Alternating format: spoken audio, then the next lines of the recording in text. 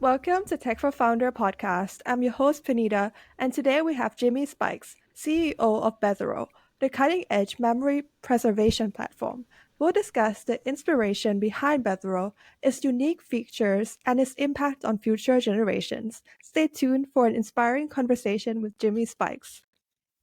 So, Jimmy, can you please tell us more about your personal experiences and the moments that inspired you to create Bethero? What was the spark that led to its inception? Well, during the pandemic, one day we were locked down, and I was kind of I'd moved down to an island not too long before my mother had passed away. So I was kind of doing what everybody else was, is trying to figure out what was going on with my life, and I was looking for some inspiration. My mom was a big source of my inspiration as a kid when I got older. So I started digging through my phone and trying to find pictures or videos of her, only to find out I only had one photo of my mother and me, and that was it. She had saved a decade or more so of information on Facebook and Instagram and on her phone. But when she died, I lost all the information because when you assign the information to social media, you lose the rights to it. So all of my memories of her and stuff like that were gone. And, it was just kind of sad when a time when I really could just use hearing her voice. Absolutely. I think that's a very inspiring story because I think a lot of us were going through something very similar with the pandemic and going through losses and also having to cope and also inspire ourselves to move forward. And I think that the fact that that inspired you to create Bethro is very great. So could you explain in simple terms how Bethro works as a private memory preservation platform with a distribution system? How does it help users preserve their digital legacies? Okay, it's set up with a real easy platform because I want to start capturing the elder generation's history, knowledge, and wisdom to start. So basically, what you'll do is you'll create an account. You'll make a group of recipients, individuals, or in a group. And what you'll do is you'll start making and downloading and assigning memories and information to the individuals or groups that you choose. Now, in the event that the day does come when you're no longer around, instead of that information just going out into the web to nothingness, we distribute all the information and data that you've assigned to those individuals so it's not lost. Everything you do in your life these days is recorded and used in the digital age, but when you go, it goes. There's no reason for that to happen anymore.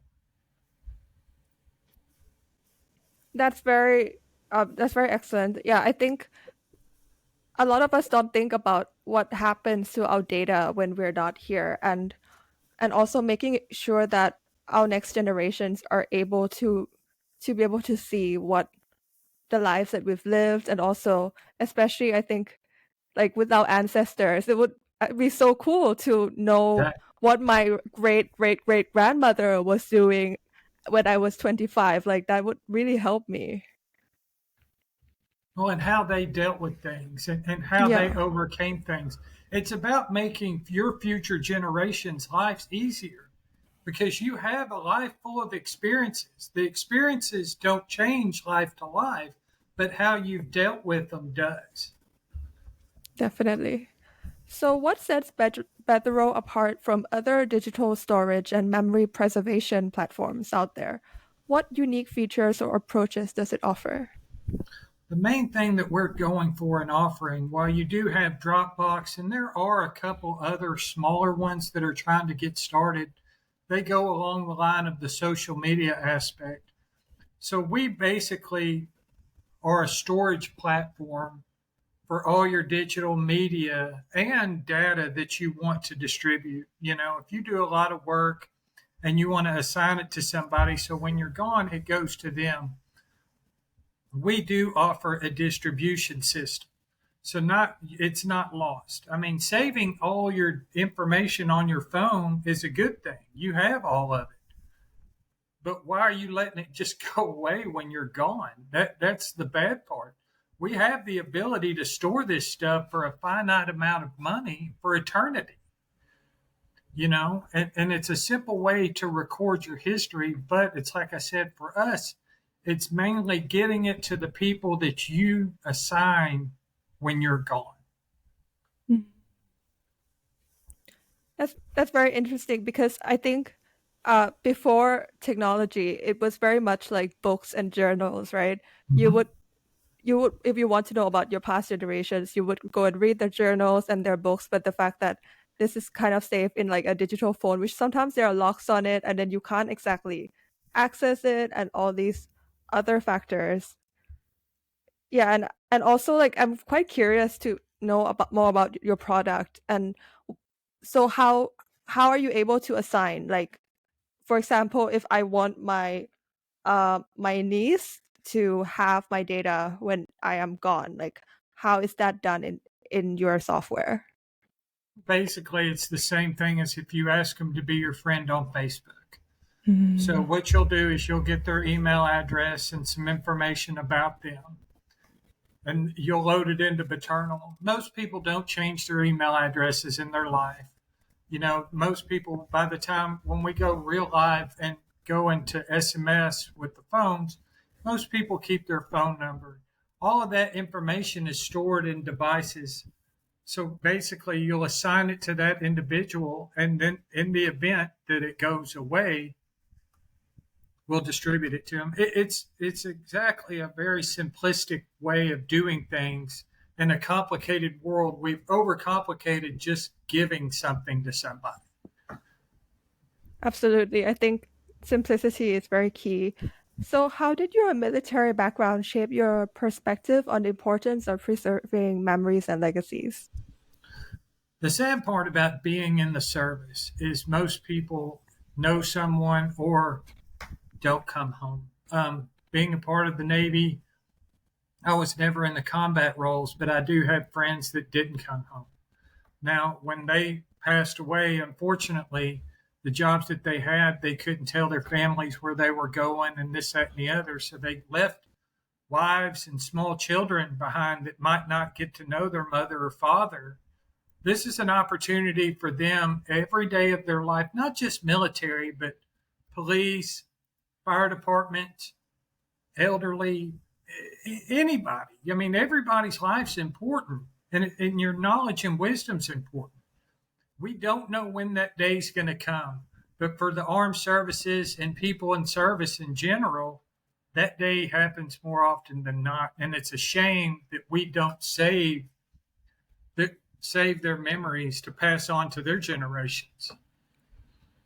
Definitely. I think especially with your background in the service, you're able to see how uh what's the word? How easily it is for our lives to, well, like not, well, for us To to go not be away. here anymore. Yeah, to go away, and like, and that really like shaped your perspective, and I think yeah, and made you really see the need of preserving legacies. Because I think for for for other people, perhaps like they like to, if you're quite young, you really feel like, hey, I'm gonna live forever, like, hey, it's Mhm. gonna be ages, right? But I think like, yeah, and the fact that you're able to understand that part of like human nature and able to create a software out of that, I think it's really beautiful. Well, and keep in mind too, yeah, you can be young and yeah, you can live forever. But you're not young enough, but I'm young enough to remember when girls wrote diaries. They sit down and you wrote your little daily what happened to you that day, and people saved that. And 20, 30, 40 years later, they open them up and they look at all the little silly things that they had to do. This is a this is a way for you, young or old, to start recording your life. Everybody deserves an autobiography, and the cure for cancer is out there. Those things are there. You just don't. People don't share them. This is an opportunity for everything to be saved when it's just, as of today, it just goes away no matter what. Definitely, I think, yeah, that's really amazing. So, in the context of technology, how does Bethro utilize innovative solutions to address the challenges of preserving digital memories for the future?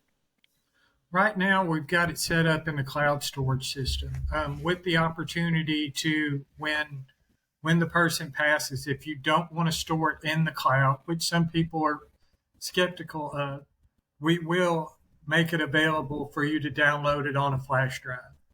The only reason I kind of hope people don't do that is because a flash drive is something that I can lose. I would hate for somebody to lose the opportunity to have their entire history lost in a flood, on the street, a dog eat it. I mean, there's hundreds of ways that something like this can go bad. So saving it in the cloud is really the best way to do it. Definitely, I completely agree because I think a lot of people have concerns about their data, and I think the fact that we already keep all of our data online Mhm. means that hey, we can't afford to keep it on another platform as long as like we trust the founders and we have like encryption. Like I think it's just as safe as anywhere else you keep your data with, like on every other social media platform. Well, and that was a big concern with mine, and that's why one of my co-founders is one of the technology guy. He's one of the head guys at a cybersecurity firm in Boston. I'm Robbie Harriman, great man. But I really wanted to focus on the security of the platform itself because to me, if I could get rid of most of the things I have to have back some memories from my mom, I would do it. I mean, these are the most important things to people when the people are gone. Just like you brought up how cool it would be to know what your great grandmother did. Eventually, somebody's going to say that about you. And this is the Definitely. opportunity.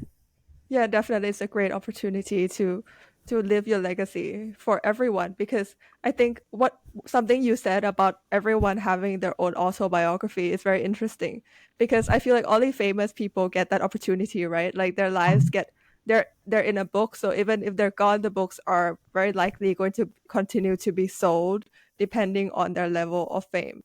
And I think the fact that this allows like everyday lives of people are able to be preserved in a similar way. Well, and to keep into consideration too, the people that influenced my life the most were my immediate family.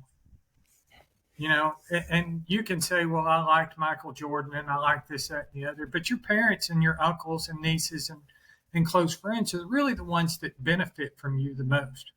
So that will be a way to continue on to your great, to great, to great, to great, to great legacy.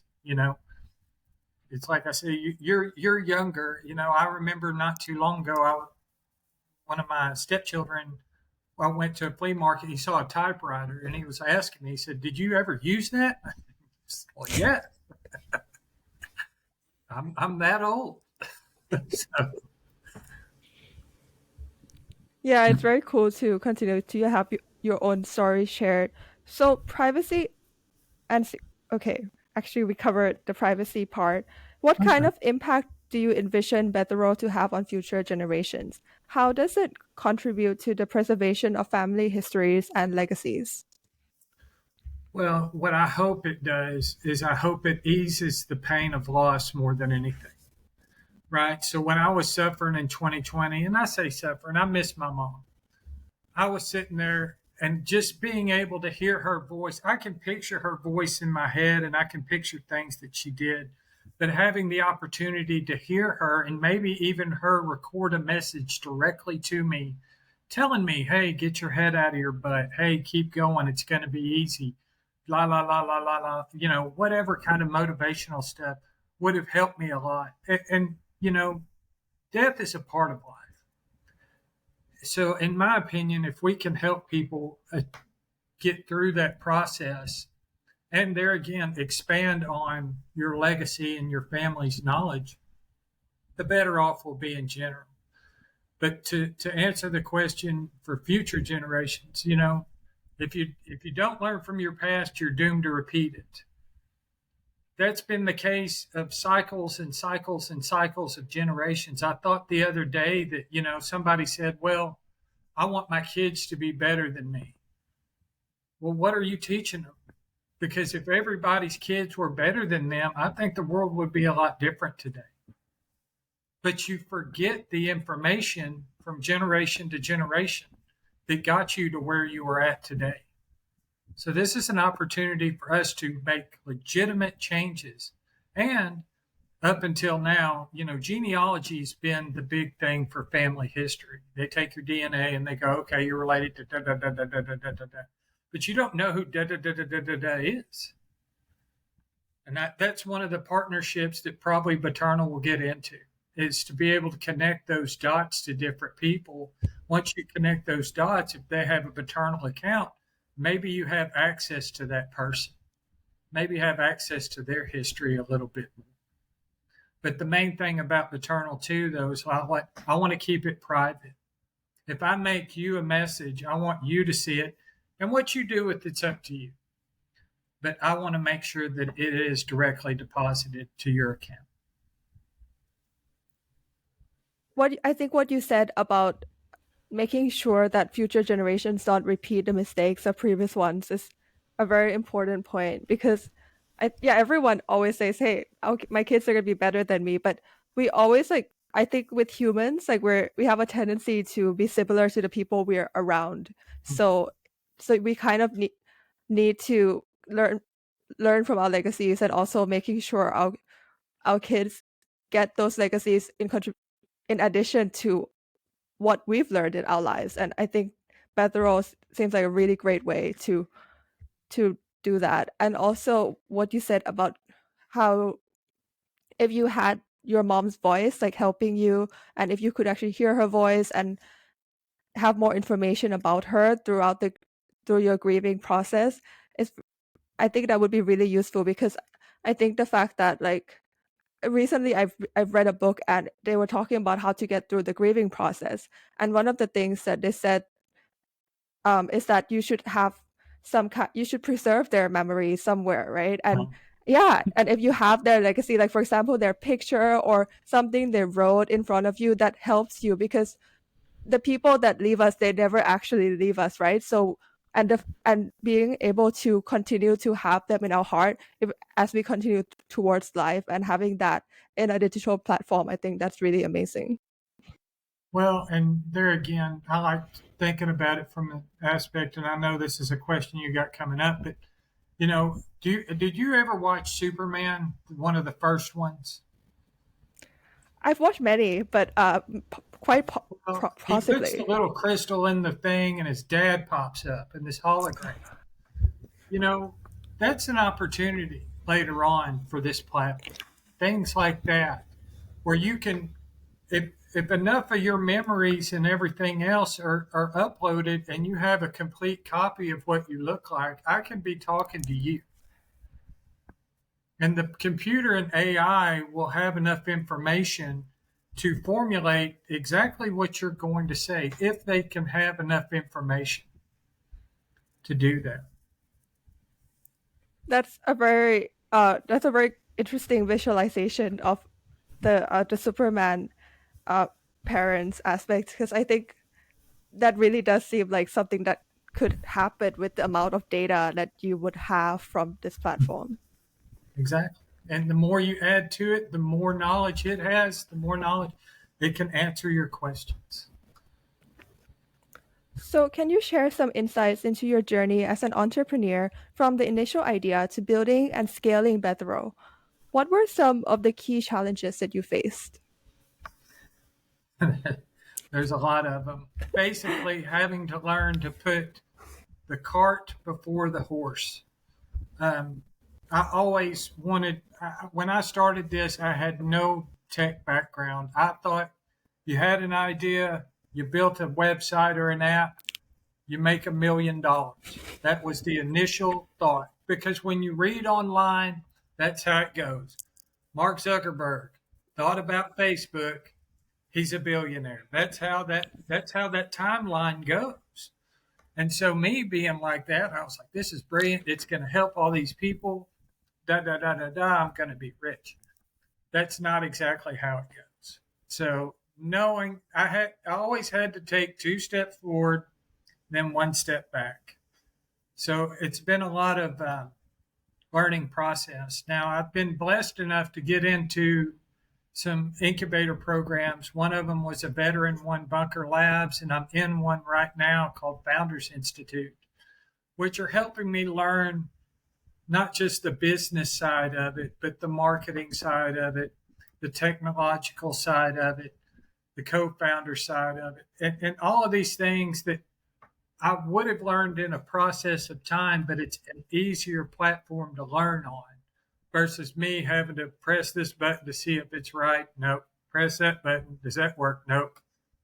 Look on this YouTube page that doesn't tell me what I need to do. So it's the whole experience. I think has been fantastic, but at the same time, it's definitely a learning experience.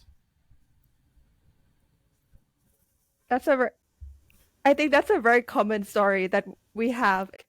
If you see the amount of work that they put into growing and scaling their Mhm. software, the fact that you always have to you take 2 steps forward and 1 step back, and I think it just shows like the very trial and error of like creating a software company, because a lot of the time was since you're your first time founder, am I correct? Yes. Yeah, and I think the fact that you were always experimenting and watching YouTube videos and then joining an incubator now, and I think that's just like a really great path to be on. Yeah, and I think I'm very excited to see the future of your company and hopefully seeing some very Superman type of character that I could talk to. Yeah, I mean that's the goal later on. Today is just trying to get a memory, get people to get on it, start sharing it, and once we go live, we're the website's open right now for testers. Anybody can go on there and play around. It will store your memories. We're still working on some things, and really, we want people to send us feedback on what they think, how we can improve the site. What are some things that you look forward to in the future as far as what we can offer? That's what I'm really looking for as of right now. Excellent. So, have you come across any particularly touching or inspiring stories from users of Bethro? Could you share some memorable user testimonial that illustrates this impact? Right now, we don't have any that I've had the opportunity to distribute the information with. Most of the people I've had discussions with have started accounts based off of losses they've just incurred. And most of them, it's like I said, from the aspect of just getting to hear somebody's voice or a video about them. So they'll start making videos for their kids because of the losses that they've had. Unfortunately, the biggest gain for us is when people pass away and distribute their information. But at the same time, it's a big gain for the person that we help. So that's kind of the catch 22 too. As of right now, we haven't had the opportunity to change people's lives. That will be coming up very soon. Definitely. And I think the fact that you were able to sign on users who had their own losses and want to make sure that they are able to preserve their memory to their future generations is absolutely excellent. So, lastly, Jimmy, what's on the horizon for Bethro? Are there any exciting developments or future plans you would like to share with our audience? Well, one of them was, like I said, when you get into the AI aspect of it, and then holographic technology and virtual reality is too a big part of it. Once we can get enough information from somebody, maybe there can be a technology where they stand in front of you and tell you what they think about what you're discussing. Or you can watch your mom make your favorite dish. There's all types of things like that that I want people to see. I mean, and that's another story, where you sit down and you make somebody's favorite food for them. You're recording it, you're showing them how you did it. Because if I read it off a book or read it off a note that I made, it still doesn't taste the same. So there's always something special that somebody has to offer. But as of right now, basically just getting it up and going, and making it 100% of everything we desire. But we have different things in the pipeline, just kind of playing it by ear right now. That's very excellent because I think as long as you have the data, you can do a lot of exciting things with it in the future. And yeah, I'm very excited to see the developments of Bethro in the coming years. And thank you so much for coming on the podcast and sharing your story and your new software with us. Thank you for the opportunity. It was a great, fantastic time. Thank you.